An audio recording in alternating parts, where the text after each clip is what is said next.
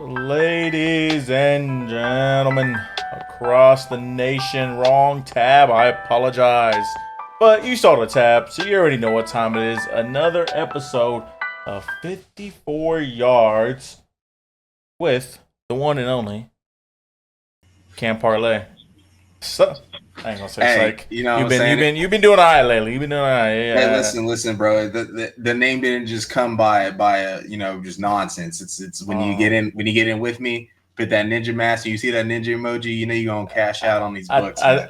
I think it came by telling other people, but I'm not sure. Yeah, I mean it just kind of rolled off the tongue like Camp Parlay. It just sounds So you're good, just you know gonna what I'm take credit saying? for other people's work? Is that what we're Yeah, doing here? I mean, hey, man, I'm just the messenger. You know what I'm saying? Don't shoot me, man. Hey, Don't shoot me. at least you swift out to like see what you want on your card, you know. So I guess you Yeah, do a little bit of work. no, for sure. Um, But excited for this week. I mean, last couple of weeks, y'all had a bye, and then I just feel like it's been a long time since we had a talked Texas about game, Texas. and really just talked about y'all in general. Because I mean, we've been doing multiple shows a week, so there's no like recap or anything since y'all been played in a week or so. Yeah, But we see some um, sad news today too. yeah, yeah, Johntay which Cook we'll out get of there, to. but we'll get to it. Yeah, We'll we'll get get to to it. it. But Yeah. jumping into it, we got Oklahoma at Missouri, night game in Columbia. It's gonna be nice and chilly, 51 degrees. Woo! OU's favored for the first time in a while, -3, and we're on the road too, so that kind of can tell Oh, you hold on. How do you feel about that? what being Being favored, favored. yeah. Oh, it makes Just sense like to for your me. current team right now. Yeah, Like, it makes sense to me because I think they're just looking at a lot of things. They're looking at the offense is playing a lot better. I mean, even on the road against Ole Miss, we had the lead going into halftime. Offense is playing better. They're gelling. We're also getting healthier. We're going to have Farouk and Burks back in this game. Not only are they two dynamic and really experienced and good wide receivers, but Farouk is one of the best blocking receivers in the country when he's healthy. I mean, he's really good. Can kind of establish his presence. Then the offensive line is also getting healthier and running the football better. And then Missouri has some injuries of note on their side. You know, Brady Cook is banged up. He has a hand injury and an ankle injury. And then the backup QB, from what we've seen so far, isn't that good. So I think you factor in all of those. It makes sense, in my opinion, that we are favored. This also game we've had circled on the calendar for a long time, with, Caden Green obviously being a starter later in his freshman year at Oklahoma and then transferring to Missouri. And then we have Theo Weiss as well, that used to be Oklahoma Sooner. That's a wide receiver at Missouri. We also had some tough recruiting battles recently where we lost Williams Laneri and a couple other high profile guys from the Missouri area that have ended up committing to Missouri. Luther Burden was committed to OU at a point in time. Like, there's a lot of like was history. Darrell Green Beckham? Was he ever? He did play at. I remember he didn't he. I think he transferred from Missouri to OU, I but thought it like was the did other it. way around. Nah, it was he transferred to OU, but he didn't do anything. So He ended basically, up y'all like, just yeah, it's like an interesting dynamic, and they have kind of a, y'all love we them, they love y'all. And we don't y'all love just them. There's nothing to love. I mean, Missouri fans trying to make it a rivalry. We pull up the all time statistics. let's It's as pull it up. lopsided. Let's pull it up. Let's pull it up. It's as lopsided What as the Oklahoma. Winsipedia? Yeah, it's as lopsided. Yeah, I guarantee you they have literally nothing. Winsipedia? Is it just Winsipedia right Wenzo. there? Yeah. You just and Look then at you that. yeah, they got that. Yes, sir. Compare. Select team. Oklahoma. Okay. Missouri. Compare Compare teams. teams. Oh my goodness! It looks like Texas versus Oklahoma. Yeah. Anyways, no. Current win streak one. Last game we played them in was in that Big 12 championship, I think, or one of those years when they had Chase Daniel. You scroll down to the bottom for me. Look at that. There's nothing to talk about. Missouri was always like a team we just beat up on in the Big 8 conference, and they were good in the Big 12 and the Big 12 North, especially towards the end of the Big 12. And they've had some success early in the SEC. They went to a couple SEC championship games. Have Before never won A&M. it. Yeah, exactly. Have never won it. And then also, I mean, they had a good year last year, but they're a team that, in my opinion, I kind of have been, and not even hating. Like, I just think they have been overrated the whole season. They were ranked really high because they had a good end of last year. They lost a lot of those pieces, and even in the games where they play either similar talent or teams that are slightly less talented, than them. They struggle. I mean, Vanderbilt comes to mind. Auburn comes to mind. Boston College comes to mind. And then when they play teams that have better talent on paper, like we do, when we're healthy especially, they've gotten smacked. So A&M, basically, Alabama. the football So, you don't like to claim, 1946 and below. 1910 yeah. to 1946 is basically like majority of their wins. Yeah, exactly. And even then, it's So still. I guess 1945, I should say. And even then, it's still. And then you get into the look at 1990 from on, and that was when we were bad. Well, some of that's in the 80s, so that's fine. But like in the 90s, though, is when we were bad. But yeah, I mean, you know, interesting dynamic. I'm kind of glad that we're playing them. You know, I've want to play Missouri yearly, kind of like I want Texas to play Arkansas yearly. You want to kind of renew some of those older rivalries. Obviously, you are going to play A&M yearly, but like some of those teams used to play back in, our parents' days where they're like used to watching Texas and Arkansas play or used to watching Missouri and Oklahoma play. I want those to be stable rivalries in the SEC. Like, I don't really care if as long as we play y'all in Missouri every year, I'm pretty content. Everyone else is kind of whatever. But I like play LSU because they're close. But other than that, but I'm excited, man. This should be a good game. I'm excited for Jackson to continue to put some good performances together. He's been playing some good football as of late, and I just want to, from a team standpoint, this is a really important game. It's almost, I think it's must win. You win this game, you become bowl eligible. You also have a lot of confidence, especially if the offense plays well, going into a bye week and then preparing for Alabama at home and LSU. And you can get yourself some confidence, especially if you handle business on the road against a Missouri team, against a ranked Missouri team in the college football playoffs. Take care of them, get that win. You got some confidence, and then you should feel pretty good about the next two games, even though they are against good opponents, because you'll finally have some confidence, and you'll know that the issues, especially depending on how the offense plays, are correctable, and you're kind of trending in the right direction. So in my opinion, I think it's an absolute must-win game. I think it's the most winnable game on the schedule. Like when we were looking at our schedule a couple weeks ago, this is the one I feel really good about. So got to take care of business. So considering that they have all these injuries, I guess. Mm-hmm. I mean, is it enough? If you do win, is it a win that is good enough? Just say you went out. Is this win good enough for them to say, "Oh, they also beat Missouri"? Let's consider them.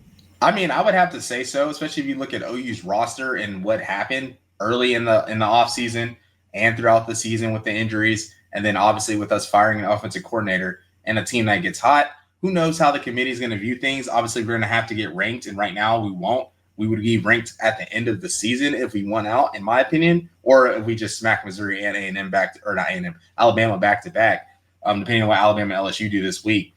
But, I say when you look at it all, we would need a lot of things to happen. We would just need teams to just start losing multiple games. Like we would need y'all to lose a couple, maybe one more time, and then like some of those like teams like Indiana, teams like Penn State, like these other like fringe teams, Ole Miss. We need those teams to lose multiple times, and for it to be like, what the fuck losses, as opposed to us, and we kind of handle business, get hot.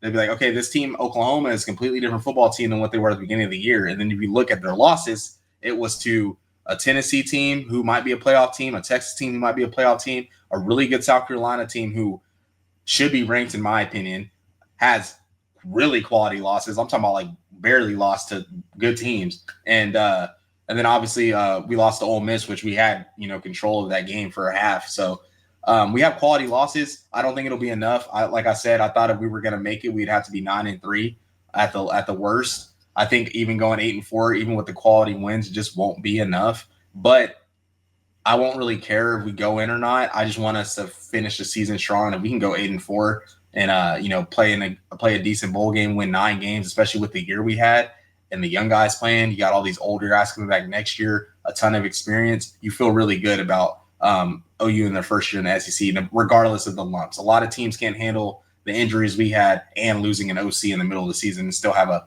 solid year. So we can do that. I'm satisfied. I can't lie. But, got to take it one game at a time and beat Missouri. One game at a time. Yeah. I guess on to us. Yeah, the Longhorns, yes sir, playing them Gators. Big spread in my opinion, but how do you feel? I think the spread is only big because they're on their third string quarterback, which even let's face it, with their first and second string quarterback, they still weren't scoring that many points. So you can only imagine with the third string quarterback. Um, yeah, we got 11 a.m. kickoff, 65 degrees. Apparently, it's going to be raining, but we know how Austin is. So it might not, but it'll be chilly. So you got a nice little brisk jacket. Get you a nice little coffee in the morning. Get going. 21 and a half is the spread. Over under is 47 and a half. Money line is 2,500. Uh, but we know what it is. Florida can't catch a break this season. Like I said, they're on their third string quarterback, which isn't great. Also, I guess good news on their behalf, depending on how you look at it. Billy Napier staying. He's off the hot seat, which I think is a good call. He has a lot Mm-hmm. of recruits and a lot of talent there. He's got to put it together. I think with him having DJ, I'm pretty sure DJ saved his job. Um, but they're another team Mm-hmm. that's like barely losing. They're not as good as South Carolina, but they're like good like South Carolina, as in like they've been barely losing to these good teams. I mean, Mm-hmm. if DJ didn't get hurt, who they literally could have beat Georgia, you Mm-hmm. know. So I um, agree, bro. yeah, I don't know. I think that if it rains, we don't cover the spread. If it doesn't rain, we cover the spread. Is that fair? Yeah. Yeah, and I mean, y'all are coming off a bye week. Y'all have had some lackluster performances as of late. Just obviously, you only have one loss, but I mean, even starting in the Oklahoma game, and then obviously in the Georgia game, and then against Vanderbilt on the road, you just haven't been playing up to the standard of what's at Texas, which y'all are trying to accomplish this season. And I think having a week off, kind of reassessing some things, maybe correcting some things in either pass protection. I felt like some teams were starting to figure Texas Yeah, out, and that and was kind the of thing that yeah. I said going into our buy is just kind of get back to Sark said it the best. I mean, we need to get our mojo back. You know, Mm-hmm. I mean, the first obviously they're against nobodies, but when you play the nobodies and you win like that, that's how you're supposed to win. That's how you know you're a great team, in my opinion. But we need to get back to that dynamic of football. Like you said, some teams have started rushing us better. I don't Mm-hmm. think that's because our players aren't that good. I just think there's just some miscommunication. I guess maybe could be happening. I don't know, Mm-hmm. there's just something messed up the gel, and I think they just need to get back to that because even going to last year to this year, like we have some of the same players and they've kind of digressed, so to say. But hopefully with this bye, I think we get back to it. Um, I mean, the biggest thing for us, I think you too, because you got into it today on Twitter, but is the quarterback play. Uh-huh.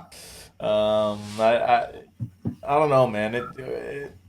Quinn's tough because it's like he can be really good and he shows what he can do, but at the same time, he can just be like a mid quarterback that like isn't that Yeah. like off the charts, you know. Mm-hmm. Um, but I don't think any of that will matter in this game. I think we take care of business as per usual.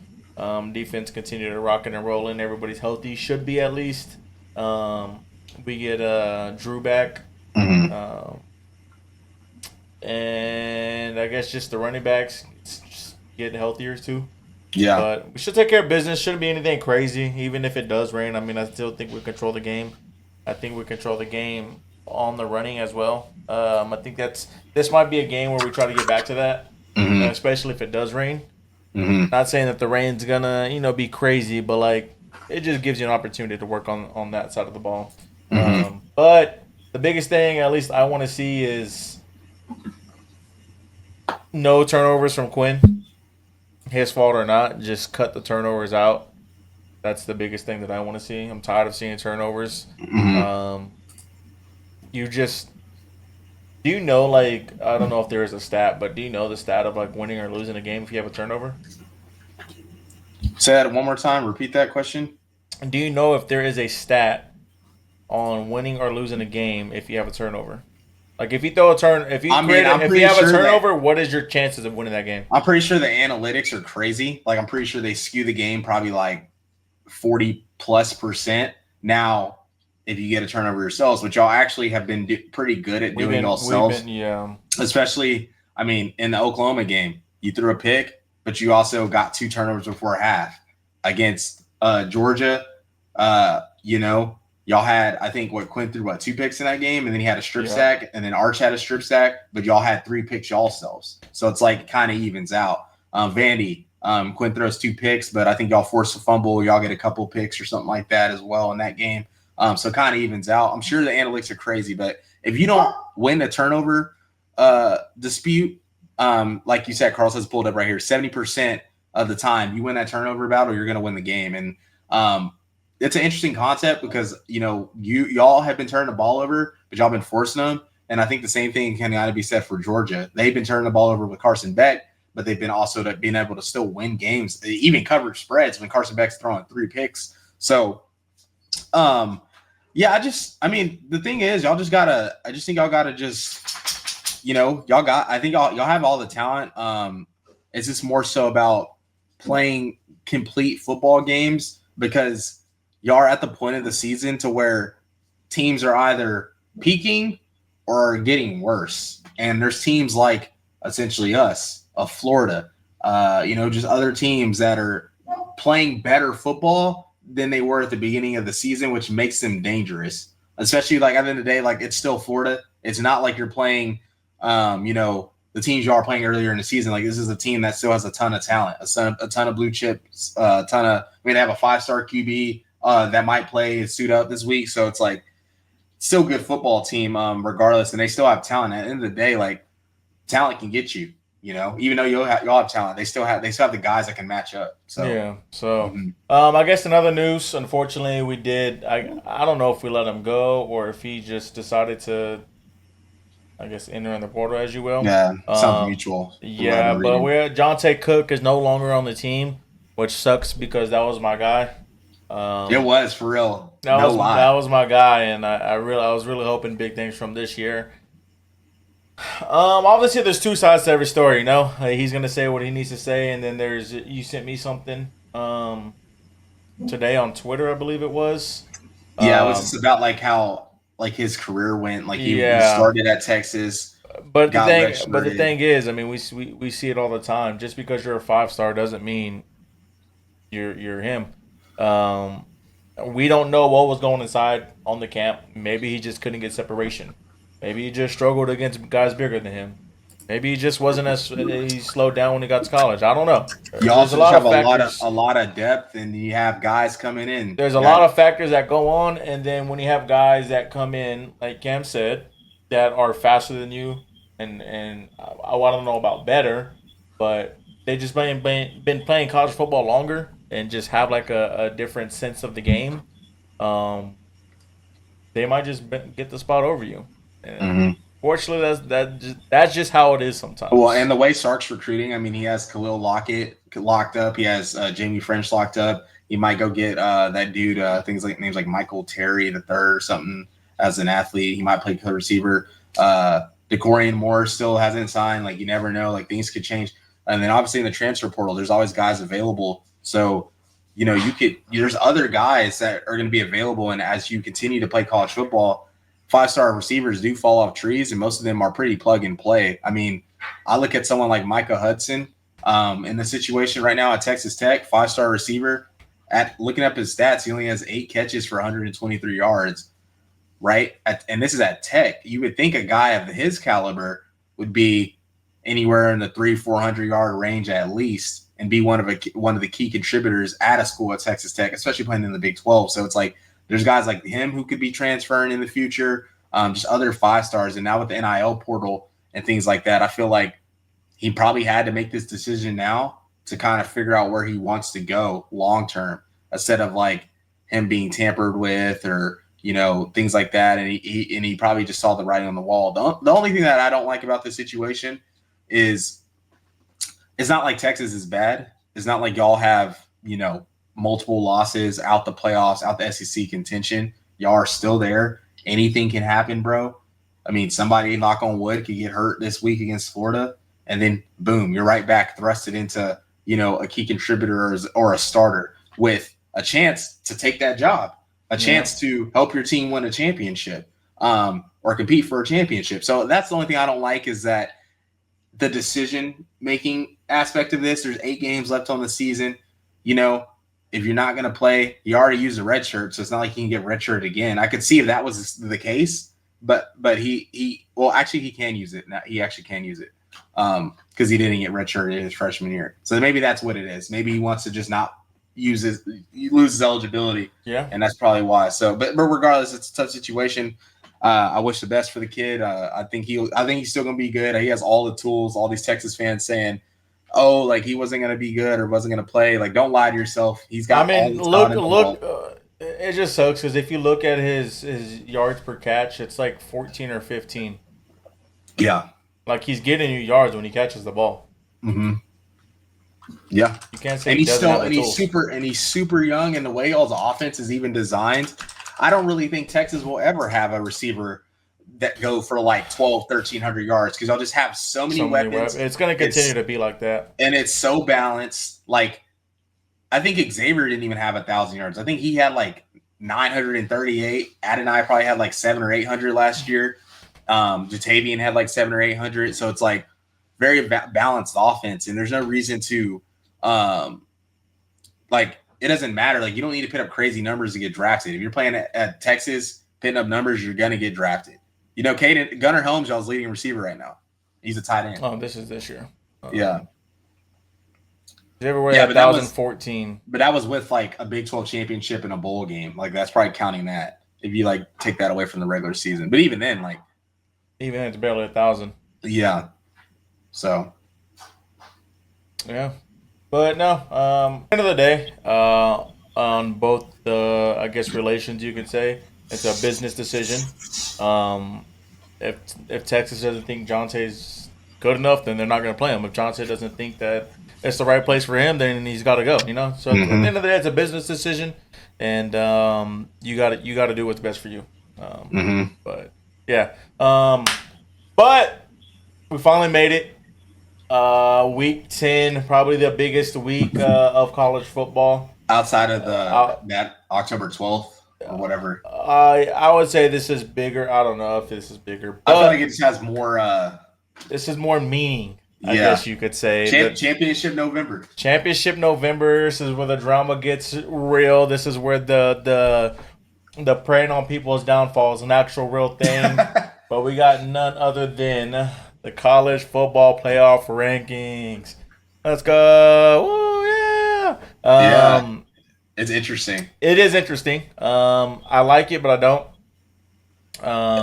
It's just hard to view it too, because like Ohio State is 2 in these, but like in the playoff bracket they're 5. So it's like, and and I think we're 5, but in the playoff bracket we're 6. Yeah, exactly. Which we'll talk about that, but yeah, here we are. Again, I think Georgia's the best team in the country. Can't rank them number 1. They have a loss. Oregon's undefeated. They beat Ohio State. I think Georgia should be 2, but I can see why Ohio State's number 2 because they lost to Oregon by 1 point. Miami, they're undefeated. They're in the ACC. The best. Well, I'm not going to say the best looking team because SMU's doing pretty good, and they just put a whooping on Pitt. But you got Miami at number 4. Number 5, Texas. A lot of people were talking about us being at number 5 just because we haven't quote-unquote played anybody. Number 6, Penn State. A lot of people thought Penn State should be ahead of Texas. Number 7, Tennessee. Number 8, Indiana. Number 9, BYU. 10, Notre Dame. 11, Alabama. 12, Boise State. I'm just going to stop there because we're going to the top 12. Now you got some. Well, I guess we'll go 13, 14 because they do the 2 left out. First, first 13, 14, SMU and A&M. I think SMU will sneak into it, even if they do lose to Miami in the championship. I think they sneak in. And then A&M, I think their chances to get in are pretty low. I think it's like 29%. They would obviously have to beat us, and they would obviously have to win. I think big Yeah, the SEC championship. they would have to beat y'all, or if they lose y'all, they need people to lose. Yeah. So I'm not gonna say we're a lock, but I think we're a lock. We're at 79%. And I think even if we lose to, we'll just say an A&M or in the SEC championship, I still think we get in. But Yeah, we'll be at a lower seed. If y'all make the SEC championship, you are going regardless. Yeah. Yeah. But so 14 through 1, just seeing it, what are your initial thoughts? Like I kind of gave mine. I think Georgia should be ahead of Ohio State. I understand why they're number 2. I think Indiana should probably 5. I would say 5. Everybody just kind of bumps down. I would say 5. I think Tennessee is a little higher ranked. They do win their games, but their games aren't convincing. Like I said before, I think that offense is going to be the reason of their downfall. Yeah, I mean, their offense has been in reverse, in my opinion, really since the OU game. It's Yeah. just hasn't been the same. And then BYU, I think BYU should be ranked higher as well. They're playing good football. The defense is doing phenomenal things over there. I think they control their own destiny because I think if they do lose, I think Boise State might be the one to get that first round bye. Just because with the way the Big 12 is just structured right now, it doesn't look convincing. Like the teams just don't look like the best, a top 4 team if you got in, Yeah, no, for sure. Notre Dame, they'll probably end up being somewhere around there, right there. I would say they'll probably be somewhere 5 through 10. That's probably where they'll land at the end of the season. Mm-hmm. They have a cake schedule, so it only makes sense. Alabama, now they control their own destiny. I don't know how they're ranked this high. I guess because of the name, but they kind of control their own destiny. I mean, their losses. Who they lost to Vandy, who is actually good, and then they lost. Yeah, to, but Vandy is also not even in the top 25. Yeah, they are. Are they not? They're ranked, I No, think. no, Vandy's not ranked. Really? Yeah, Yeah, Vandy's they're not. Ranked. That's crazy. But Missouri is. All right. Well, I'm pretty sure Vanderbilt has 3 losses. They do have 3 losses, but like their losses, they lost to y'all, and then they lost to Missouri, who's another ranked team, and then they lost to obviously the Georgia State or Southern, whoever that was. They lost to wasn't good, but regardless, can you pull up the bracket? So they're 6-3, and they're 3-2 in conference. So they have 2 losses in conference, and then lost to the Georgia State. That's horrible. And then Missouri, you already they lost an OT. Yeah, but you're already talking crap about Missouri. And I know, but it's good. Still a good loss. Like that team's still ranked, is what I'm saying. Like it's not a bad loss. Yeah, but they shouldn't be ranked. Is the issue. Yeah, but they are. So you got to go off what you're seeing, like what they're showing. But on the sport, when they broadcasted this, they're talking mess about Texas because the teams that they played and the teams that they beat at the time are ranked. I agree, and that's the thing. It's always been a hard thing. I always talk to Devin about it. It's like, how do you judge that? Like you beat a team when they were ranked. I think you should just rank them however they're playing. Yeah, so it is a ranked win, but then also like you can't be like, oh well, because they're saying we haven't played anybody, but literally we have like 4 ranked wins. It's either good or it can't be, because it's like you win the game and it's a good win at the time. And as the season goes on, it's like, well, this team, which it does affect it a little bit, but in my opinion, I feel like you just have to view it for what it is. Every game's a one-off. You can't project things in the future. It is what it is. Like in that point in time, that team was viewed by the AP and the media as a ranked team, so it was a ranked win. And I feel like that should just be the resume criteria instead of like nitpicking shit, because you can't really like determine anything. Something I wanted to bring up was the disrespect to Indiana and Joel Klatt. Shout out the boy Joel Klatt. He had this great graphic. You send it to me. Yeah, I'm gonna send it to you on Twitter so you can pull it up. Can you do a Discord? Yes. Send the link over because is it gonna pull up on Twitter? Actually, I don't think I'm. Yeah, it'll pull up, but actually, I'll just send it to you on Discord. Okay. But Joel Klatt had this great graphic, and then I'll talk through it once you open it.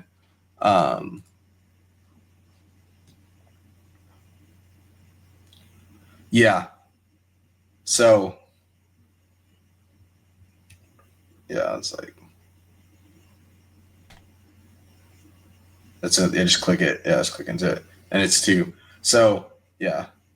So Joel Klatt had this great graphic. He has Michigan when they were ranked in 2023 last year, and then Indiana in the first initial playoff rankings. Records are the same. Michigan is ranked 3, Indiana is ranked 8. Obviously, this is determined off of how you start in the season, but look at the best wins, very similar. Strength of schedule, Indiana is a slightly higher, and then the point differential is essentially the same. So it's like clearly Michigan's ranked higher because of the brand. Same thing with Georgia last year. Georgia ranked number 2, 8-0 record. Indiana 9-0, best wins. Probably the same type of teams caliber when you compare them. Strength of schedule is a little worse. Point differential is a lot better, a touchdown better. So it's like, give Indiana a little bit more credit, man. Like, yes, they haven't really played anyone. They haven't really been tested, but they are slaughtering people. Like, the games aren't close. They're covering the spread. They're winning by multiple touchdowns every time they play. And obviously, yeah, they got to play Ohio State, so we'll really see how they are against elite level competition. But they look like a really good team. They look like a top 5 team, in my opinion. They are well coached. They have a great offense. And they show up. I mean, they don't really look like a team with like any glaring weaknesses. Obviously, we got to see them against good competition, but I mean, they're doing what they're supposed to do. Even the good teams have struggled against some of the better or some of the these easier teams they played. So that I just wanted to. They're in their first in the Big Ten, and your number 1 overall team is Ohio State or Oregon, and they're second. Yeah. Now, yeah, they haven't played any. I mean, I don't know. You can't say they haven't played any. Like when Nebraska's. They play. Look at the okay. Ohio State's number 2, right? Yeah. In the college football playoff, Nebraska played Ohio State. It was on the road, right? Yeah, they went to. They almost beat them. And they almost beat them. Yeah. And then you look at what they did to Nebraska. I mean, even like Michigan State, they played like. I mean, obviously Michigan State. I mean, they played Oregon okay. Like. They're not bad. So they beat them 47-10, and they beat them 38-7. So technically, Indiana beat them better. Yeah, you should compare the common opponents. That should be a thing.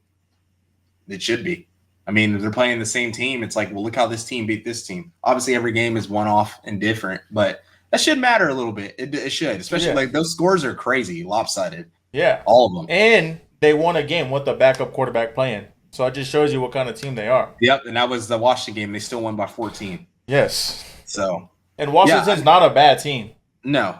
No. So like I'm excited. I hope they take care of business against Michigan. I know you probably don't, but I want them to. So because I want them to be undefeated. I mean, it is what it is. I mean, they're already talking that we don't have we haven't beaten anybody, even though we beat a ranked Michigan on the road. We beat OU. Let's see what else. I think I'm trying to remember who was ranked at the time. Michigan, OU, Vanderbilt. So that's 3 ranked wins. Yeah, they're not ranked anymore, but that's still 3 ranked wins when we played them. So I guess it just all depends on how you look at it. So we have the potential to play 1, 2, 3, 4, 5 ranked opponents this year. That's a lot. And if we go 4-1, you can't say we don't play anybody. Yeah, I mean, and it's even like I know it's going back to us, but you also like, got to look at the SEC too. Like these teams are going to have multiple losses, so it's like, yeah, Florida might not be good, but like on paper, like they are like a solid team. Same thing with like Arkansas. I mean, that's a team that just beat Tennessee this year. Obviously, they got splattered against Ole Miss, so it's not helping their case, but so that's still a solid football team. So yeah, we'll just see. I mean, obviously, these don't really matter too much right now. It's just kind of like to gauge it's really to gauge how they're thinking as a committee, like what decisions they're going to make, how they're going to go about, ranking teams and what they're going to, value. I'm really curious to see what it looks like next Tuesday after this. Cause can you pull up the bracket too? Yeah. So they both have, let me see if I can do this. Yeah, there you go. They both have Oregon number 1. They have Georgia number 2, which I think Georgia should be number 2. So the top 4 is the same. Number 5 is the same. Penn State is number 6, and the number 6 right here. Okay. It's pretty similar. It's pretty similar. Damn near identical. And this comes out before, right? Yeah, This that comes comes out on out Sunday. Sunday at 1 or Yeah, 12, whatever. Yeah. but they do have A&M and LSU flipped, It was which could be a big thing yeah, it could. at the end of it. Which And then I do understand it. I mean, A&M beat them. So like that's why I get it. so Pittsburgh is number That was 23 that and was they're crazy. 18. Yeah, that was crazy because they got blown out. Like I know that was their only loss, but they get blown out. So I think it should be more aligned with the AP poll. But then you got Louisville who gets in there with a great win against Clemson. Clemson is super low in the playoff poll, which I thought was a little crazy because it's Maybe like you just lost to Louisville. I mean, yeah, Louisville is ranked they're number two, not bad. but they're not.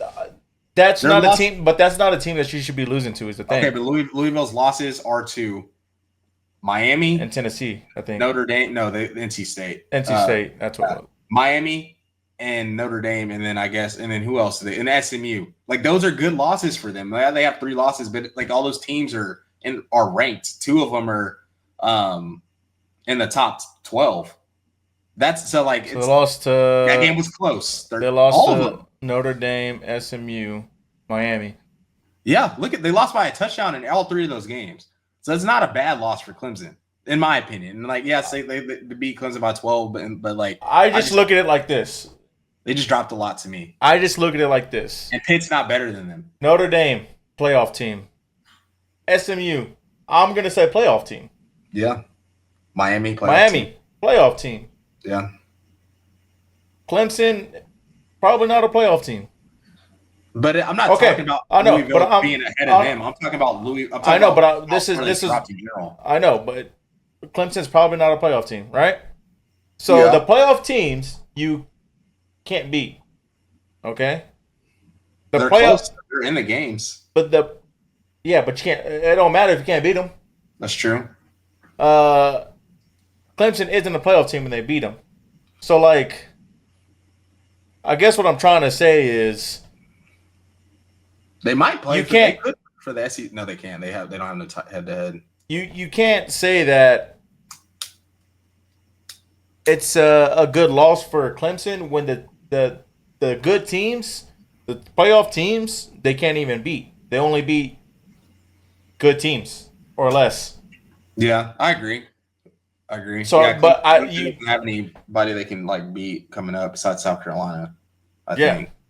Yeah. And then Missouri. Yeah, we gonna handle them this weekend. Don't worry about that. But So yeah, Army's 18 in here, but 25 in here. Mm-hmm. Starting quarterback for Army, the dude from Soma, is that the backup or that was the starter? I'm pretty sure that was the starter or the backup because the starter was hurt. Okay. But yeah, so that's the big differences over here. I mean, Louisville's 25 in the AP poll. Mm-hmm. So yeah, so that's your top 25 for the college football rankings. Like I said, I'm not mad about it. It is early. I mean, it's week 10. You got a lot of football still left. And a lot of stuff can happen. I mean, like you said, you got I don't think they can make it in, but like you got South Carolina who's playing great football. You got Miami who can lose because their defense isn't, in my opinion. We looked at it last week. The defense is average, but it looks a lot. I don't know. The scores just look a lot worse. Mm-hmm. So they could lose, and I don't know. There's just a lot of stuff that Tennessee has a tough schedule coming up. Georgia has a tough schedule coming up. Ole Miss and Georgia play this weekend, right? Yeah. Yeah, and that game can determine a lot. So yeah, there's a lot of stuff coming on. There's gonna be a lot of teams are gonna get eliminated this year or this weekend. Essentially, in a nutshell. I mean, can you pull up the bracket real quick? The games hypothetically. You probably just search it up like a picture. Oh.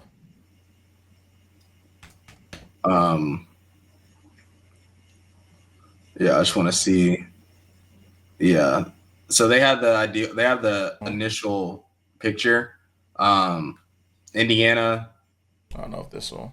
You can just zoom in, like Control Plus. Should be able to zoom in, but Indiana and Tennessee. That game right there would be so entertaining to me because of how similar I think those teams are. Good offenses, dynamic offenses. You think Tennessee's And a good offense? I mean, they are when it is clicking and rolling. And I think it could in this type of game against Indiana. I think the SEC teams. I think against like these SEC teams are just too athletic and fast to really do that shit. Like I just don't think it works on them. But like a team against like Indiana, who's maybe not played as much tempo in the Big Ten and stuff like that, they could create some plays. Now, I kind of just want to say a couple things about these games and then like move to the next one. But who would you have winning this one right now? The Indiana Tennessee? Yeah, Indiana. I'm just not big on Tennessee's offense. I'm the opposite of you. yeah. Like you No, said, I'm not big on it either. Well, no, I'm you just said saying, like, they're good, dynamic. it is a good dynamic. I said it like On paper, yes. From a matchup standpoint, it would be good for Maybe. I mean, You will find out against Ohio State, but you don't know how good or bad or average Indiana's defense is. I'm just saying like athlete. If it's a actual good defense, I don't think their offense gets clicking. Well, I'm just saying athlete wise though. They can't run that in the SEC because everyone has the same athletes. Does Indiana have the same athletes? I don't think so. Now, are they well coached and a good team? Yes. I mean, but it's been proven by Iowa State's, Kansas State's. I'm trying. There's probably some teams in the SEC. Like just because you have better athletes doesn't always mean you're gonna win the game. Like if you're just well coached and you just take care of the football, you're gonna be in the game. Kansas State's proven that time and time again. Yeah, I agree. But I think it's different when you play like these elite teams in like games like this, as opposed to like with time to prepare and stuff like that. I don't know. I'm not saying Tennessee would win. I just think it'd be a good game. Yeah. I think Indiana would win though. I'm picking Indiana. Yeah, I'd pick Indiana. Okay, Ohio State and Boise State. Who you got? I'm sorry, Mr. Johntay, you're out of there. Yeah, I think honestly Boise State would keep this shit close because I think Ohio State's defense would give up some plays. Now, however, it's just they just got too much, bro. Like UNLV was moving the ball in Boise State, like Ohio State is doing that tenfold, unfortunately. Yeah. So. Penn State, Notre Dame. I think that'll be a really good game. I think it'll be a low-scoring game. I think it'll be a really good game. That'd be the worst game of the. That would for sure be the worst game of them. And I feel like that'll be a game that'll also determine a head coach's future. Yeah, maybe. I mean, it is the first but again, you just lost to Ohio State at home, and you can't win the big game. What about Marcus Again, Freeman? You're in the college football playoff. You're playing Notre Dame. Sure, it's at Notre Dame, but it's a big game. They would be home in this one. Oh yeah, they're high ranked. Sorry. And especially if it's at home, if you lose, it's a big game and you can't win. Like that says a lot. Marcus Freeman still hasn't really got much done. The big game, Ohio State last year, couldn't get it done. All the playoff games, I don't think he was the coach, but like it's just kind of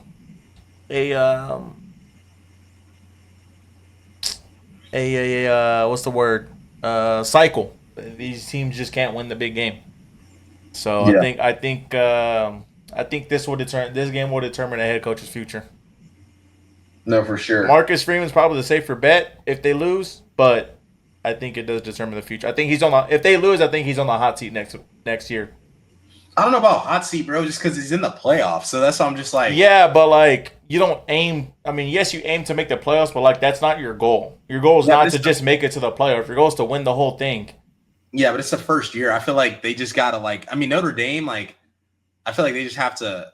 I don't know. I just feel like teams have to kind of tone down their expectation a little bit because if you get in the dance, it's all about matchups. And like there could be a year where you play a team that's just not good. Marcus Freeman he has good. He's a good coach. He just loses. So big game. Ohio State lost. Yeah, I don't. That's not like a big deal to me. That game was like. Yeah, but you still and it was at home, but it was still a big game and he lost. at Louisville. I don't know if they were ranked at the time, but they were decent. I think they were They better were last. hurt. They had injuries. They lost at Clemson. Clemson was on a down year last year, and they got better towards the end of the season. You still lost. Okay. At Ohio State, you lost. That was his first year. Yeah. And So then I at don't really- USC, That's kind of whatever. you lost. But I'm That was saying, for sure, these first years are not like these are still big games that you're still losing. Yeah, but it's his first year as a head coach in general, and he. Okay. Then the you second can't- year. you The can't- the you second can't hold year that on him. and he the lost third to year. Caleb Williams. The third year, he has one loss, and he's won the big games this year. I don't. He beat. Yeah, that's This a big game is okay. It is a big game. It is a big game. It is a big game. It is. We'll see. Yeah, I'm just saying he is definitely on the upward trend right now. Like, he literally will make the playoffs in his third year with probably one loss in the regular season, which was, yes, a bad loss, but regardless, and make the playoff. And it depends on how the game goes. If they take it down to the wire and they lose, it is what it is. If it gets smacked and they look unprepared, that's a completely different story. I don't know. I'm not gonna. If they do win, I don't. if you do win, and then you go play Georgia and you do get smacked, I think that kind of does say something, because it's like, okay, you beat Penn State. Penn State's known for losing these big games. So True. It's not like I'm not gonna say it's not a great win, You because still it is a playoff win. Like, But like Georgia's- you play Georgia next, and like Georgia's roster is still like significantly better than Notre Dame. yeah, So but that's why I Georgia, wouldn't- but yes and no. But you're gonna No, beat. it is. I mean, I'm gonna say yes and no, because your defense is good and they do throw picks, so you have the ability to be in the game. Yeah, I agree.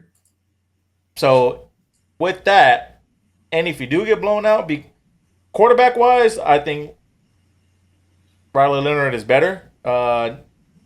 In a way, I don't think he's a better quarterback. I think he's just a better football player, and he takes care of the ball.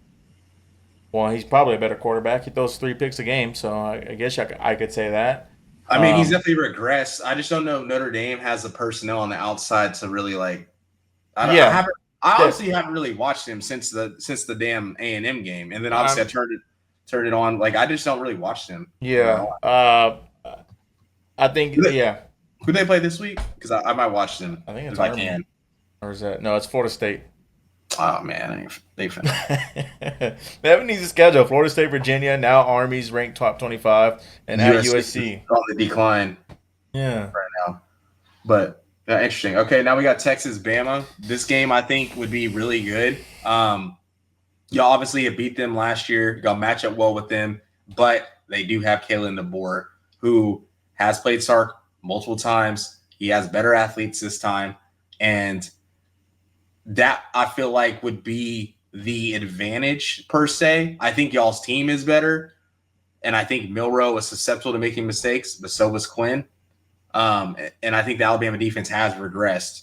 It's not like what it has been in the past. So for me, this game is really a coin flip. I don't think it's a coin flip at all.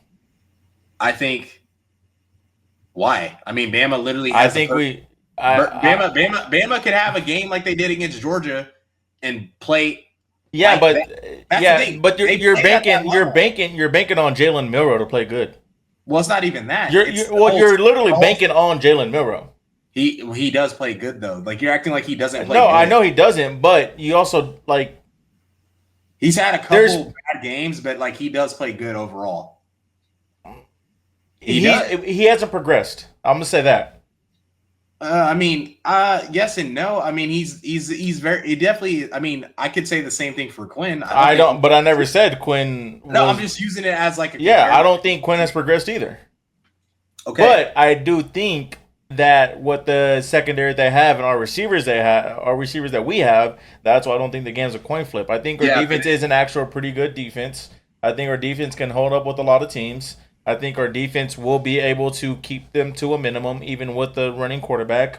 I mean, we've done it. We did it last year against them. Yes, I understand it's a different coach and a different playbook, but I do think with our defense and the weapons that we have on the outside, why this game will not be a coin flip. And it's going to be a DKR, and it's going to be rocking. Well, I'm going to counter that because y'all can't just straight drop back and throw the football. Like when y'all do that, y'all struggle. If y'all can't run the ball, then the passing game isn't going to do what it does, and y'all's weapons aren't going to do what they do. So that's why I feel like if y'all can't run the football on this team, which it's still Alabama, they still have the elite trench play. Obviously, y'all match up there, right, but if y'all can't do that, then that's what I'm saying. That's why it's like a coin flip. Is it me?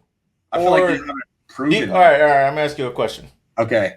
Do you think we actually can't run the football, or do you think we've gone away from running the football?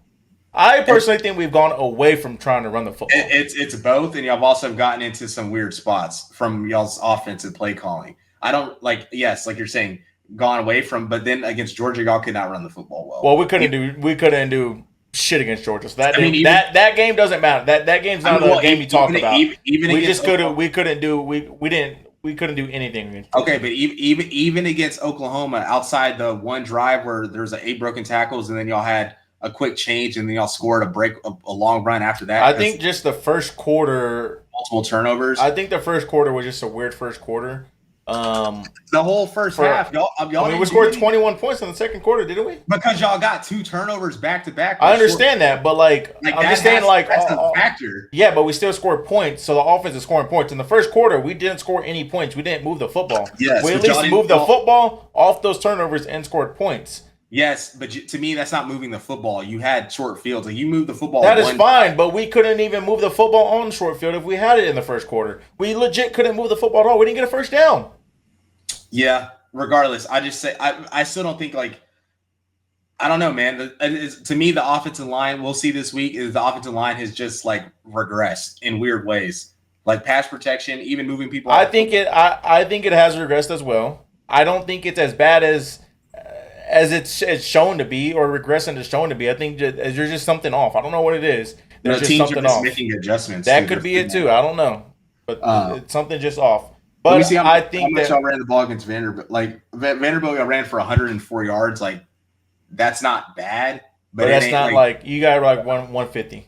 Yeah, exactly. I would agree. So that's all I'm saying. I just feel like we've gone away from running the football. That's just me. I feel like we're not trusting the run game. Also, I think Bama is in a different mindset right now because they've had those 2 losses and the way they played against Missouri, and we'll see how they play this week against LSU. But I think that, and then obviously the pressure and things like that, I think they're going to play a different type of team the rest of the year. Now, if we play well against them and they all still match up, then I don't know. I just think this game would be a lot closer than people think. I don't Texas doesn't have a better roster. Alabama still has a better roster, and they match up well. They have a good coach that has Stark's number right now. All right, these are our 3 main backs. Mm-hmm. We're not highlighting all 3. All right. It's all good. Wisner, 5.3 yards to carry. That's pretty good. They're all good. Jaden Blue, 4.5 yards to carry. That's pretty good. Jared Gibson, 4.7 yards to carry. That is pretty good. You're getting half of your first downs on the run play. Yeah. I don't know. That's what I'm saying. I don't believe that our running game isn't good. You're getting good yardage off of your run plays. Yeah, but you got to look at we just went. Play. We went away from the running. I don't know. I mean, I don't think ESPN can do that. Yeah, you'd have to do it yourself. Yeah, I think probably. But I mean, like I said, y'all are a good team. I don't think it's I don't think there's a big That's why I think it's a coin flip. I don't really think there's y'all don't really have an overwhelming advantage over them, and neither do they, in my opinion. I just feel on the outside, the receiving part of it, I think. They have the same receivers. No, I'm saying with the DBs that they have. I mean, they still have good DBs. They just giving up. They're just young. Yeah, and you're going to take advantage of a young core compared to. I mean, you can say the Georgia game, but that game was just. That's what I'm saying. That game was just. If we play them again tomorrow, that game's not the same. I'm just saying y'all haven't played a passing attack like Alabama, so I just don't know. That's the difference. Is I just don't know. LSU could probably throw the ball on y'all. Ole Miss probably could. Georgia could. I'm not saying or Bama. I'm not saying are they going to beat y'all. I'm just saying that makes the game more interesting because I just don't know. I haven't seen it. I mean, hey, the only way to tell. Make the playoff. Yeah, we'll see. I mean, we'll see. It's a long season. I mean, I don't think we're gonna win the national championship here. Okay, I don't think we will. No, But y'all the best team ever. anyways, I don't think we will. I think depending on where we end up, we might lose the first round. There's some tough teams out there. Well, yeah, I don't know if you want to go into the other games, like what a simulation will look like. But those 4 games, like Indiana, Ohio State, Notre Dame, Texas. Yeah, I mean, I probably feel like there's probably no need to until we just break it down. Now, the only thing I will say is whoever gets the 5th seed has the easiest path off of what we're seeing. BYU, like, come on, bro. Maybe. Like, BYU is not going to be the BYU. 16. I mean, I'm gonna just if you from put Ohio State and BYU on a neutral field, Ohio State would be. That's how I look at it. Okay, bro. I understand, but I'm also gonna like the Miami game. I'm not saying that's an easy game, but if you have an offense, that game's gonna be a shootout.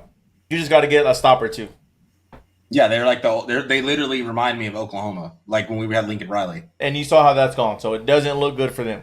No, for sure. I mean, they're due to lose. Like like championship football, like that shit you won't win nothing playing like that. Yeah. So I'm not 5 and 6 as of what this current standing.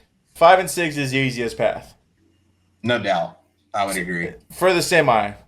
Yeah, because even then on both semis, like Oregon, Ohio State rematch, saw how that game went. Georgia, Texas rematch, we saw how that game went. Like they're going to be tough rematches.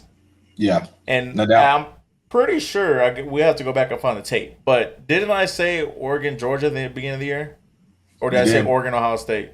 You said Oregon. I mean, Georgia, Ohio State. You said Oregon, Georgia, because Oregon was you predicted in the win Big Ten. Yeah, so. Yeah, I said Ohio State, Georgia. Which it's looking likely. Both of ours are looking likely. Yeah.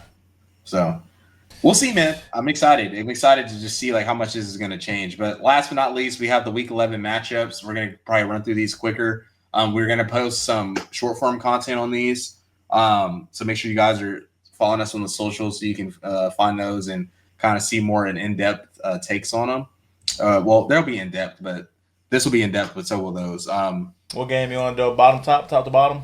Let's go bottom right, and we'll go like that. You know, like column up or cross, like up. Well, like across, like Penn State, then to the left. Okay. So we're gonna start off. We got Penn State, Washington. The game's on damn Peacock. I cannot stand this, but you know us, we're dialed. We got it. But Penn State, Washington. Washington has had an interesting year with Jed Fish in the first year, but they're not a bad team by any means. Penn State was coming off an emotional loss to Ohio State. You obviously know James Franklin is feeling the pressure, but they are at home. They got a whiteout game. I think the spread on this is, what is it? It normally shows it. Oh, he has it down here. Sorry. Spread on it is 13.5. Penn State. I think they will cover. It's tight. I would, if I were betting on this, I might move the line a little bit. But regardless, I'm excited to see this game. Probably won't be watching it much because it's at night and it's on Peacock, and it's just more of a hassle to switch to that, maybe on the laptop or something. Or you could allegedly, Yeah, I mean, but yeah, I get you. But I mean, looking at their rankings, it's I don't know. It's a weird year for Washington, I feel like, because like, what's his name? Coleman. What's his first name? Coleman. Do you know the running back? No, I don't know. I know who you're talking about. Jonah Coleman. Yes, like he's pretty. I would say he's a pretty good running back, but they only get 148 rush yards a game, which I feel like that's like all right, but I feel like they're getting a lot more. Maybe it's just because his receiving ability too. I don't know, but I think a lot of the game kind of determines on if they can run the football, because they're gonna have to control the clock. I'm pretty sure that their pass defense is pretty horrendous. Oh no, it's their rushing. Their rushing is the bad part of the defense. Washington, they stay with the DB, man. Washington, that's their rushing part of the defense. Always get some teams. It's still not bad. It's still not bad. Yeah. But I think if you want to win this game, you got to control the clock. It's not. I mean, we've seen teams play Penn State pretty well. Even other like Boiling Green. Boiling Green was in the game, but they were able to run the football, and they No, chewed they a were. lot of. Yeah, They they they scored a lot of points they too. were chewing clock. So Yeah, this is. I mean, Notre Dame doesn't really. I mean, Notre Dame. Penn State is getting better at passing the football. I would say this year, but even looking at last game, they looked like they couldn't do it. And if you're facing a team that only allows 142 passing yards yeah. a game, you're gonna have some trouble. They don't Drew Aller's 18th in QBR, so he's having a better year than he was last year. they don't have like an elite like wideout, right? Like their They best never, their they best never do. their best receivers are tight end. Would you say? Yeah, Warren. Would you say that's their best receiver? Yeah, I mean they never really have like elite wide receivers, and when they do, they leave. And I think that's why Penn State can't win these games. I These think, bigger games. and I think this is what we got to start looking at more. I think this will tell a lot of a game. Is going to be this top three right here. This red zone efficiency, third down conversions, first downs. How much teams can have success with converting these? In my opinion, Yeah, um, it seems like they score when they're in the red zone, yeah, and in the red zone, Penn State's like a middle of the pack team. yeah. Third down conversions, Penn State does well on not allowing teams having third down, and they're a middle of the road team. No, So, you haven't flipped. Defense, Washington's on oh defense. shit. Yeah, Well, excuse me. So Penn State doesn't score that well in the red zone. They're middle of the road, and they're a better red zone efficiency team. They still give up points, but it looks like you're going to get more field goals than anything. Um, Mhm. Third down conversions, they convert on third down typically because they have a short third down, right? Yeah. I mean, when you run the ball well, I Yeah, mean, Penn State has really good running backs. Like both those dudes will probably be RB1 or twos in the league. So yeah. So I think this is where the game's going to be won. Red zone efficiency, like all that. Like they're not scoring in the red zone. That's alarming. That's going to be tough. You got to get the points out of these teams like this. yeah, even their points are. I mean, 1-0 Yeah, first. 1-0 first. Yeah, that's damn near where OU at. But yeah, I think we got to start looking at these. I think these are where the game's going to be won. If you can stay on the field, chew clock, score points in the red zone, you're going to win some games. But For I sure. got Penn State winning. I don't have them covering. I think the line is a little high. But I got Penn State winning. Yeah, for sure. I got Penn State winning too. All right. On to the next one. Not gonna talk about OU, Missouri. We already talked about them. We're gonna go over to Florida State, Notre Dame. This one for me is pretty easy. I mean, is there Notre anything to Dame. even talk about? Notre Dame will blow them out. I don't need to see the spread on that. What is it? The spread is probably 1,026.5. Yeah, a million. Yeah, I think Notre Dame covers and take the over. Yeah. Florida State is not a good football team, and I mean they've even had bad teams have smacked them around. So I'm pretty sure Notre Dame will do that. Yeah. Next, you got Vanderbilt, Carolina, or South Carolina, that is. I think it's going to be a really good game. South Carolina money line. Is that right? Yeah, Ball eligible if we win. yeah, I just think South Carolina, like Vanderbilt is good, but I think South Carolina and the way this game's matched up, their defensive line is just going to be too much of an issue. And I think that will really limit and hinder that Vanderbilt offense tremendously. And I think South Carolina has found their identity on offense with their running game. I think they'll be able to run the ball a little bit on Vandy, and I don't think Vanderbilt will have an answer for that defensive line because that defensive line is crazy. And Vanderbilt likes to use the QB running. I just don't think that'll work. But take the under for sure. I like the under in this game too. I think it'll be a low scoring game as well. So Yeah. I got South Carolina winning, especially coming off a win that they just had. The team's good, man. It's young and it's good, and they're going to be an Beamer. issue. Uh-huh. They're going to be an issue in the future, bro. Yeah, Beamer's got some great things going on over there, man. It looks like the players really care for him and want to play for him. Mhm. I think you can attest to this, but he's kind of always been like a player's coach, right? No doubt. I mean, that's why he's one of the favorite coaches. I mean, look how good their defense is playing. 20th in scoring defense, 38th in passing defense, 19th in rush defense, tied for fourth in turnovers. They average 4 sacks a game, 5th in hitting the QB, and they're second in TFLs. Like that's why they're a good team. They're obviously dominating the trenches, and then they also have the back end. Now their offense can improve. But when your defense is that good, they can kind of live with some of this. But the thing is, I mean, they're scoring still 30 points a game. So Beamer ball, TFLs, special teams. As you like to say, that drunken football. Yeah, they make the game ugly and drunk, and they're used to playing games like that and close games. When you can play in those close games and then you have experience, that goes a long way. Yeah, so especially towards the end of the season. Yeah, and they got confidence, man. I mean, this is a team that just smacked A&M, but even before that, like we said, they literally played LSU to the wire. They played Bama to the wire. They know they can beat, and then they went into Norman. Even though Oklahoma isn't that good, they still went into Norman and beat Oklahoma. Like, that does not happen. So, like, they have the confidence to do what they do, and I'm excited for them. I need them to take care of it. Let's face it. They should have beat LSU. Injury and a BS call.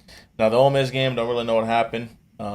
Yeah, it was just over it was over fast. One of those. And the Alabama game, there was a holding call at the end that put them back to a 1st and 20, and they just kind of got out of red zone and field goal range, and that, in my opinion, that's what cost them the game. At Oklahoma, went crazy. Versus A&M, went crazy. So they went out.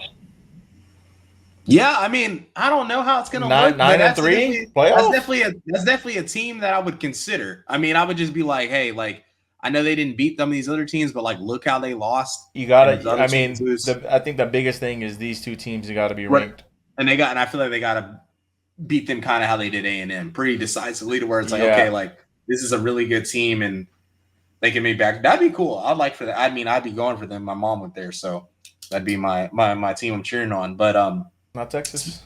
Nah, hell no. Speaking of another one of my family members' schools, we got Texas Tech playing Colorado. I thought this game was at big noon. Is that shit? It's just at 3 o'clock. Okay. Yeah. Well, regardless, midday game.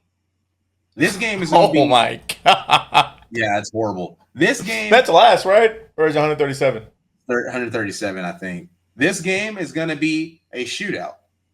I believe Tech has made some correctments or adjustments, and if they've had some good wins on the road. I mean, they beat Arizona on the road, who at the time was a solid team. They just beat Iowa State and upset them. They have some dumb losses, like choking against TCU. They lost the Washington State team at the beginning of the year, but this is a solid football team, and Colorado is also a solid football team. And there's going to be a ton of offense in this game. Bet the over.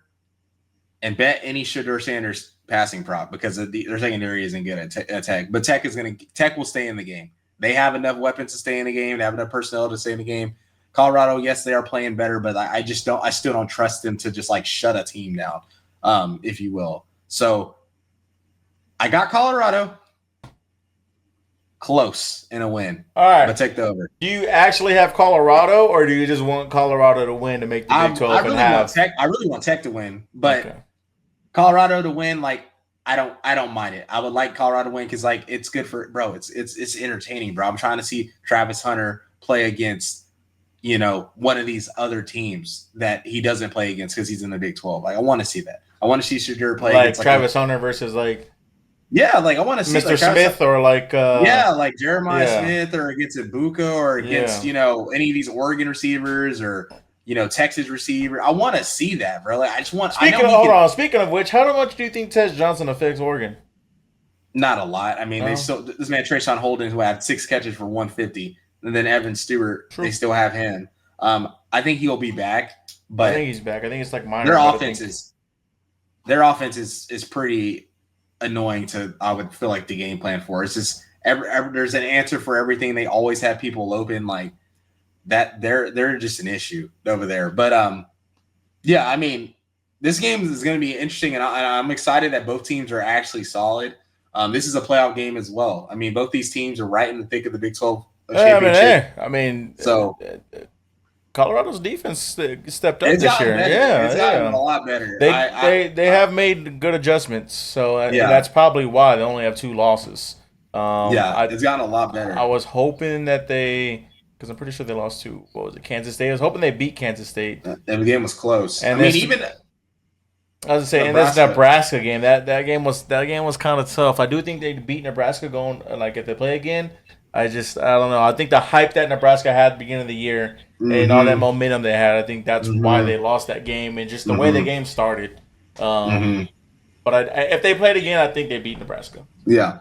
And like right now, I mean, you look at their schedule, right? They can beat this. They can win. They can beat Tech. They got a nice slate to the potential Big 12. I mean, Utah was a team. All those Utah, Kansas, and Oklahoma State were three teams that we thought would be right in this mix, and none of them are. Yeah. They're all having bad seasons. Utah has a lot of injuries. They just have to Kansas, pray for this, like yeah. Kansas State win. They just have to pray for that. Well, no, I mean they're fine. They don't even need Case. Well, yeah, because K State has the tiebreaker, so Yeah. that would be well. No, Well, no, I mean, no, no. yeah, they went out. It Iowa don't matter. State. I guess it just depends on. Yeah, they need Iowa State to lose, Yeah. and they can't lose because if they went out, like they'll still have the tiebreaker over K State, even if K State beats Iowa State. Yeah. So K State has to be Iowa State for Colorado to make it. Mm-hmm. Yeah, which is very possible, and K State could lose to someone else. I mean, they just lost to Houston, Yeah. so it's not like Iowa State. They're not invincible. I don't even think BYU is invincible. BYU should be on upset alert this weekend. Who they They got? play Utah Utah. in the Holy War. Tough one. Yeah. Yeah. I mean, I just got shootout written all over this game. Yeah. Bet the over. What was the spread? The spread is Not on a 4 Colorado -4, and then over is 62.5. -4. That's pretty close. Yeah, I would say like a -4 is a good Yeah. spot. Mhm. And then I bet the over at 62.5. Yeah. I don't really care who wins. I think it'd be better for football if Colorado won. So if I'm the Big 12 commissioner, it might be, you know what I'm saying, writing some checks. But there we are. But yeah, take the over. Take Colorado. I like it. It's not easy to play in Lincoln. I mean, Lubbock, but it's not hard to play in Lubbock. Yeah, I agree. So I agree, but they'll have something to play for, so it will be a little rocky midday too. Normally, if they have something on the people line, be drunk they 3 o'clock. They show up. Yeah, they show up. Yeah. Show out. So next, Michigan, Indiana. Yeah, I've been telling people all year I don't think Michigan is that good, and they're not. They just don't have enough offensively to really compete with teams, and their defense has regressed. It's not the same defense it was last year. And it's interesting to see like where they're going to go from here. I think Michigan has to rely on NIL and get some of their roster up to date. I know they just won a national title, and I know they had a lot of guys leave, but I just don't think right now the way they're going to do things in this like developmental thing. When you're Michigan, your team like that, you should be able. They also just never have recruited at like a super high level, so they just don't have like talent like that that just immediately dominate all the time, unless they were just like Harbaugh, well coached for long periods of time. Indiana, they got this game at home. I think this is another spot where, geez, bro, their offense is crazy. Second in scoring, 7th in red zone efficiency, 7th in third down, 7th in first downs, and they're top 30 in rushing and passing yards. You're going to win some ball games. That kind of stats. Bro, their offense is crazy. Holy cow. So, like, this is the thing. It's like, we've seen Michigan right now. They played Texas. They played Oregon. In those games where they this is a big thing. This is the big thing. Yards per play. They only allow 3.9. What the offense that Michigan has, they might be getting like 1 to 2 yards a play. Yeah, and then they're gonna get behind the chains. I feel like Indiana will just punch them in the mouth, go 14-0, and then the game's over because Michigan can't throw the football. So, and then like once you get in that, like that's the thing, bro. Like Michigan doesn't even have like good receivers. Like they have a good tight end, but like that's it, man. It's like Loveland, you take him out. good. Yeah, he's good, but you take him out the game, it's like, yeah, they just don't have the personnel to play. And Indiana is really looking like a legit playoff contender. So it's like I don't see this game being close at all. I see Indiana covering. Yeah, from when Mr. Steve wrote this to now, I guess it maybe went up half a point. They got it at 14.5. We got it at 14. Either or, I'm taking the bump. I'm taking Indiana probably plus 21. Mm-hmm. I guess minus 21. Mm-hmm. The over is kind of scary just because I don't know how much Michigan will score, and I don't know if they'll score 50 points alone. I agree. I agree. The over is kind of scary, but I still might take the over. This being like a 31-10, 35-10. What's over? Yeah, 49 and a half. Like I could see Indiana getting in the 30s, but I could see Michigan like literally scoring one touchdown. Yeah. So the over is kind of scary in this game. I'm probably personally would take it, just because I expect Michigan, get that garbage time touchdown or whatever the case is. But yeah, it should be a cakewalk for them. Yeah. And next we got Ole Miss, Georgia. Probably the best game on. Actually, Alabama. I don't know. I mean, last year, I'm pretty sure Ole Miss got splattered. I'm pretty sure Georgia beat the brakes off them boys. Probably. Are you gonna look it up? It was like 50-3 or some shit like that. Let me see if I can find it. 2023, 52-17 last year. Georgia smacked them. Better team this year, though. No. Yeah, I would say. Ole Miss? I mean, yeah, I would say. The thing is with Jackson Dart, will he show up in this big game? That's my question. In big games, he does struggle. I mean, he's played in a lot of them. Earlier this year, he struggled against LSU. I wouldn't say he struggled against LSU. The game was pretty good. I mean, he still threw for 3 something, I'm pretty sure. Yeah, because I mean that's all they can do. They can't really run the football. Like that's another thing that like people need to talk about. I feel like when they talk about Ole Miss is how lackluster their run game has been lately. And that's why they have to throw and they obviously can throw the football really well. Like they're one of the best. They are the best throwing team in the country. Jackson Dart has the most passing yards in the country. But outside of that, I mean, like against Oklahoma, Henry Parrish had 44 rushing yards. I don't know what they did last week because Arkansas was just a bloodbath. I mean, they ran for 180 and he threw for 284. That's a pretty good game. Yeah, I mean, and I would say that's against a better defense. Yeah, I think it's more so the touchdown production. It sounds like they were moving the football but couldn't score. They score a touchdown. Yeah, they only had 1 touchdown. He did throw a pick too. Yeah, so I mean, that's solid. But like, LSU defenses in Georgia, and I just feel like if the Georgia shows up that played Texas, even if 50% of that shows up, in my opinion, that played Texas, I think this game will get out of hand fast. I don't really think Ole Miss has, even with the talented roster, the portal and things like that. I just don't. Unless Carson Beck sells, which he has lately, he's thrown 3 picks against Alabama, Texas. You're high on the Florida. South Carolina defense, and he threw 285, and they ran for 140. Yeah, but the game was over like well before that. Like, I mean it was 24-3 by halftime. And it wasn't because they were just moving the ball, though. I mean, like they tried to run a fake punt and then they fumbled and shit. They went up 14-0 off of that alone. I mean, yeah, 285 is like good, but it's still like, I mean, it's this today's day and age in college football. Like, you're gonna put up some numbers because of how much they throw the football, but still, I mean, the Kentucky game, he did play bad in that game, but I'm gonna say the 2 biggest games so far of their season. He's played well. He hasn't played the best, but he's played well enough. Yeah, but that's going to win you a football game. They ain't seen a beast like Georgia. The only good thing is they got him at home, so we'll see how that goes. But like I said, Kentucky just beat him at home. We had the lead on them at halftime. Like Georgia, the team that Georgia is right now, after that Bama lost, they're just on something else. Bro, it's different. They played Florida. It's a rivalry game. It's not even that, but it's more of Carson Beck. Yeah, I just don't think he. I mean, the Ole Miss secondary. We looked at it, and the week after I think it was the week after. If you haven't watched the week after, go check it out. But he's 14 touchdowns, 11 picks.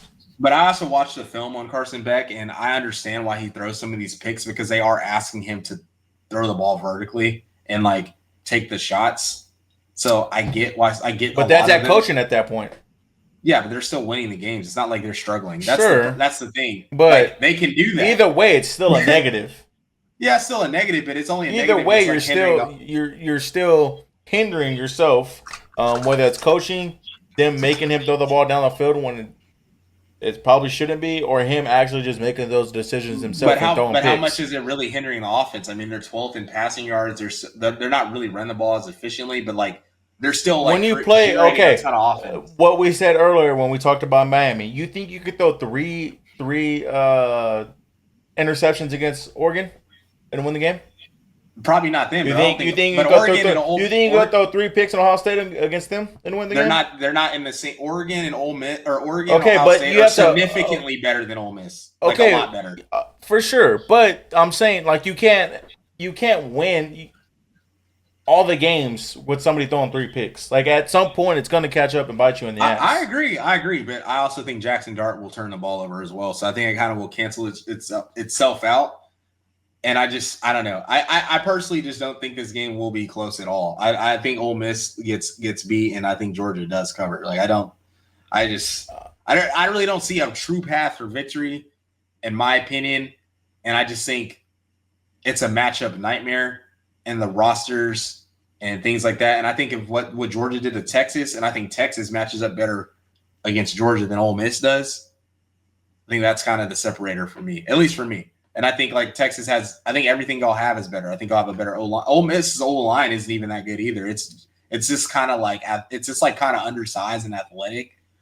I just don't like their pullers miss all the time on plays, and I mean we bully them on the line of scrimmage ourselves. I just don't know, man. I just think that'll be a huge factor in this game, and I think Georgia will just kind of assert their will. I might be wrong, but I don't think it's going to be I'm going the close. opposite. I mean, Vegas has it at 2.5. I'm going to rock with the 2.5. I think the game's that close. I mean, all right, you want to talk about Georgia's offense, and they're throwing for $2.99 a game, and their offense isn't that great. I mean, it's still playing great. They're throwing for $3.75 a game. Yes, it was on other like shorter teams, but even then, when they played the better teams, they're still throwing for close to 300 yards. Their run game is about the same. They're averaging 178 yards running the ball, and they're averaging 132 running the ball. Like that line is inflated because of their game against Arkansas last week. Hey, but even then, it's still similar on the passing side of it. Like the scoring is probably close to the. Well, no, the scoring. 10 points or 9 points. I would take 9 points in the scoring. Okay. If y'all want to get money and listen strength to the strength of schedule is damn near the same. 515 to 506. They're playing the same type of opponents, essentially. There's probably one game. There's probably one game in there where obviously Georgia's is a little bit harder, but which is probably going to be the Texas game.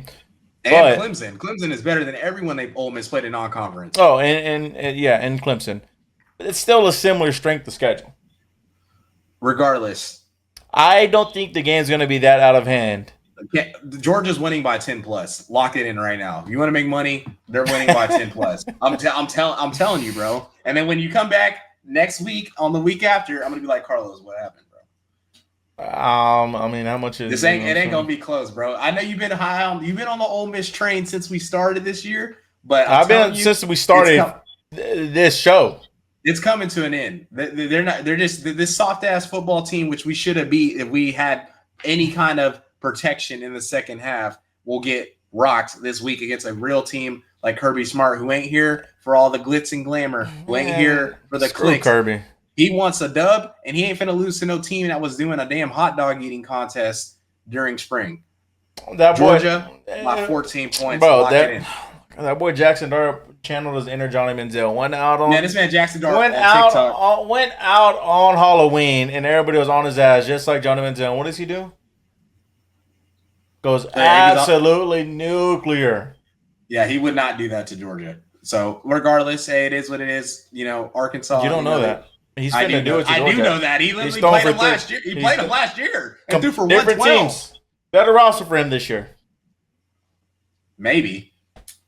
I mean, on paper, yes. I mean, they still have the same record. I don't know if it's looking better, but we'll see. Well, we will see. I'm just taking Ole Miss. No, I'm going to take Georgia to cover the spread. Yeah, move that spread, man. I don't think. No. I don't think that Georgia wins by that much. I don't think they win by 10.5. No, they're winning by 10. Move that line. Still 10. I don't think they're winning by 10. I'm going to still take the Georgia to cover. And I'm going to take the over on the points. Okay, I'm not opposed to the over on the points because Georgia beat them 55-12 like last year. So yeah, lock it in. Oh my god, Lock it in. Yep. they're gonna both In. score points. Man, I would maybe, yeah, I would think so, but I don't know. I just think Georgia losing. I just think they're different, and I think Ole Miss is not the line of scrimmage. Well, I think you're an idiot. It's gonna look at the line of scrimmage. That's what's gonna be the differentiating factor. Ole Miss does not have the trench play like that, and if they do, it's on the defensive line. And even then, we were running the football on them. We were. So that's how I look at it. You know what I'm saying? Y'all's quarterback was. That's the difference. No, Devontae Barnes had 160 total yards. So next do we want to talk about Florida, Texas? No, we can skip that too. Okay. Georgia Tech, Miami. Could be upset alert. We'll see. Nah, I think Georgia Tech has fallen off. What? That's a blowout. Oh, I mean, I thought the Duke game was going to be a blowout. Here we were. They still covered. That's the crazy part. That's literally the crazy part. I was like, bro, the reason they covered was because of Malik Murphy. That's why they covered. Okay. Haynes King finna do the same shit. Look at it. Wasn't he? Oh, I don't know why I'm gonna ask. Questionable upper body. Yeah, I was like, is he still hurt? Here we go. Probably gonna play. Miami's also played a lot of early games at 11. So I think that they'll be all right. Because I was gonna say a sleepy early game, kind of not a lot of people at the game. There probably might be more Miami fans than Georgia Tech. It's in Atlanta, Their first in turnovers. Oh no, they're 20. Wait, they average one turnover a game. Yeah, which are 29th in the country. Okay. But listen, another stat padding game for Cam Ward, in my opinion. Their defense over there is actually okay. So I'm not going to really say that, but I just think Cam Ward that Miami offense is really good. I think they're super balanced. They can run the football. They have really good weapons and wide receivers, and Cam Ward makes really good decisions with the football. Hopefully their defense can make some kind of adjustments because they're having all kinds. If you have any kind of lick of offensive efficiency, you will score points and move the ball on this team. But I still think Miami is just too good, and I do think they cover at 11.5. I think they win by 14 or 20, and anywhere in that range, I would say. But yeah, give me the U, baby. Yeah, I mean it's maybe at the beginning of the year it'll be Georgia Tech, you know what I'm saying? But yeah, no, not anymore. I don't know, they just kind of fallen off. I don't know what it was. I haven't really watched them since the first game when they played. Was it Notre Dame? No, Boston College. No, who did they play? Florida State. I was like, I knew it was those colors. Yeah, Florida State. Yeah. I haven't really watched them since then, but they've fallen off. They just need one more win to make a bowl game. Yeah, clearly overrated that win. Clearly. Yeah, it's the U by a million. What's the? I mean, I don't even think we need to look at the spread. Only 11. It's 11.5. 11, yeah. Oh my god! Yeah, gave me the bump from here and gave me Miami at 21. Okay, yeah, lock that in then. Yeah, lock that all. Put the over. Actually, I don't know about the over. Maybe the under. Yeah, because they're basically gonna have to score those points alone. So they're gonna have to score 40, 40 or 50 maybe. Nah, Georgia Tech probably score they probably score 17. So the EV plus is at 62.5. Okay. If any of y'all know what that means, it's the estimated value plus. It's basically you're getting better odds. So over 62.5. So they're looking like it's gonna be. We got it at 63. I have to start telling. Maybe these move at the same time, so I don't know. But we have it at 63. I don't know. 62.5. I'll probably take since EV plus. But 63.5 might stay away from. That 1 point is a big difference maker.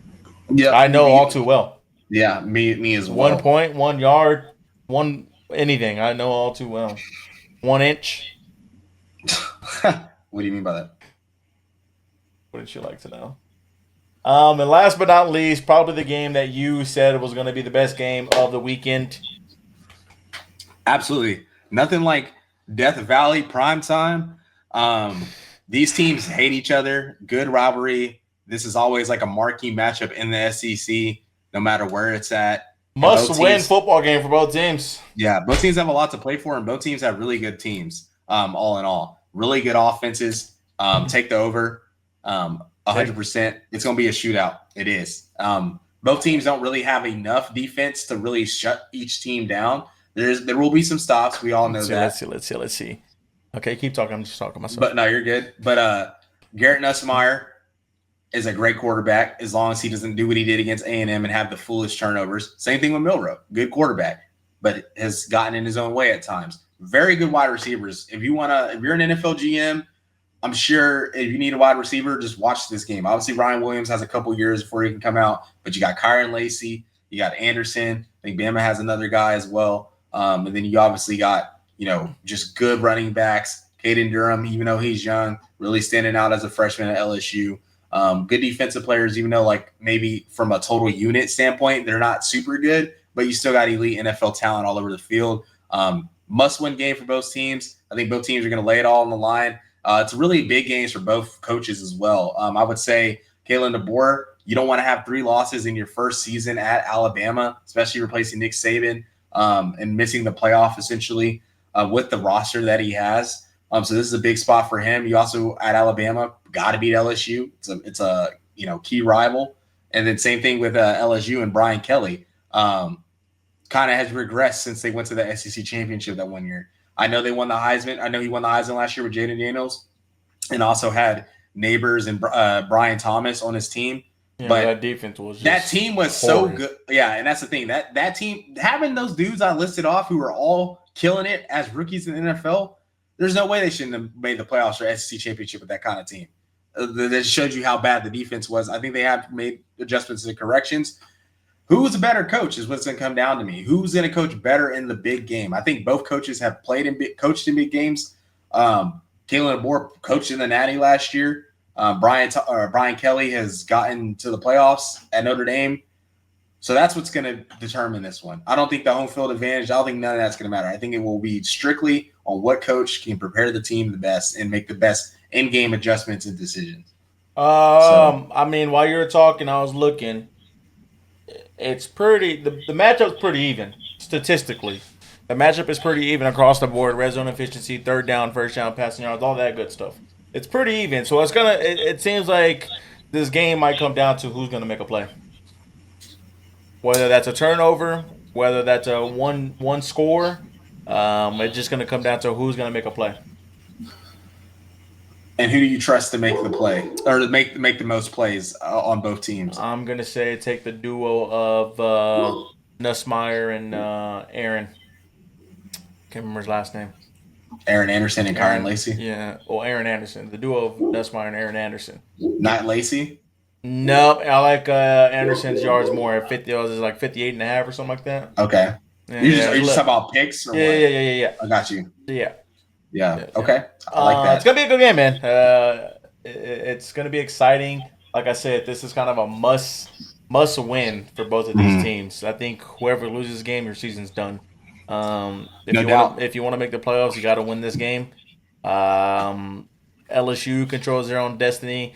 I guess for my sake, I kind of want Alabama to win because LSU's ahead of us in the rankings somehow for the SEC championship. Yeah.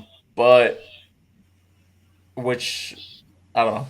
But I think we had to have LSU lose a game in order for us to make the SEC championship. Yeah, I don't think it really matters. I think it's more so just like if we all have the same thing, I think they would go like off a common opponent. I think LSU just is. Well, there is a graph that came out. It was like after they lost to A&M, I think that they had to lose a game in order for us to make it. Which didn't make sense if we beat A&M. I don't know how, but yeah. I think at least for me because we play both these teams in a couple weeks. Oh yeah. I want to see just how both teams will respond. And then obviously the one team's going to be on a super high when we play them and one team's going to be on a low because of their season. Personally, the team I want to win would be Alabama. Reasoning being is because we have them at home. So you're trying to ruin some seasons. No, it's not even that. We just have them at home. We have a bye week as well. So I think like having the bye week and having them at home, and if we beat Missouri, clicking on all cylinders, get some guys more healthier, get some more confidence, and you have the advantage of having them at home. Obviously, we're You're not having trying a to season ruin we some want seasons. Yes, sir. I like it, Cam. I like it. Obviously, we're not having the season we want to, but I know the Oklahoma crowd will show up for that game. It's Alabama coming to town. You're going to be motivated, especially if you come off a win against Missouri. You're going to have a little confidence going into that game, especially if you're playing well. And I want Alabama to win so they can come into that game as well, being highly motivated and also just having a good matchup at home. The reason why I want LSU to lose is because going to Death Valley is hard, and obviously Oklahoma has never played there. And I know it'll be a challenge. And I can't ruin that season. Yes, sir. And I just know they're going to it'll be loud, but it won't – if they're not playing for much, it won't be the same is what I'll say. So, that's why I want Alabama to win. And I personally am going to make my pick.